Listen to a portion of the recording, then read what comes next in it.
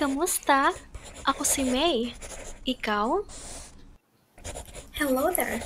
This video will provide you with the common words used in the Philippines to help you learn how to speak Tagalog or Filipino. Without further ado, let's get started! Tabla. Tabla. Tabla meaning board or plank. Toyo. Toyo. Toyo meaning soy sauce. Sili. Sili. Sili meaning chili. Suka. Suka.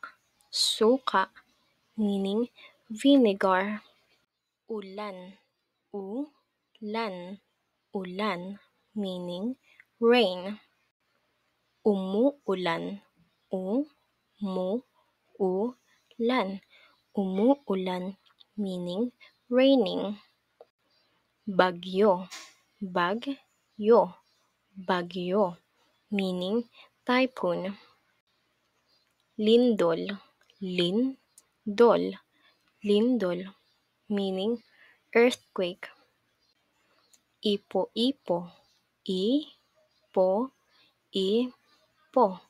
Ipo-ipo meaning tornado. Amo. Amo.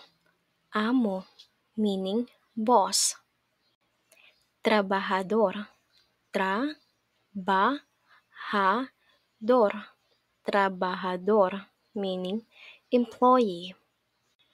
Sahod. Sahod. Sahod meaning wages or salary, or also catch, as in catch water in the bucket. Salamin. Salamin. Salamin meaning mirror or glasses. Buto. Buto. Buto meaning bone or seeds. Buro. Buro. Buro meaning fermented. Burol. Burol. Burol meaning burial or wake. Sugal. Sugal. Sugal meaning gamble. Pinto.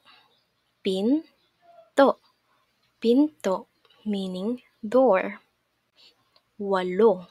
Walo. Walo meaning 8. Wala. Wala. Wala meaning none. Kumakain. Kumakain. Kumakain meaning eating. Plano. Plano. Plano meaning plan. Linggo. Linggo. Linggo meaning week or Sunday. Kanina. Kanina. Kanina meaning earlier. Nandito. Nandito.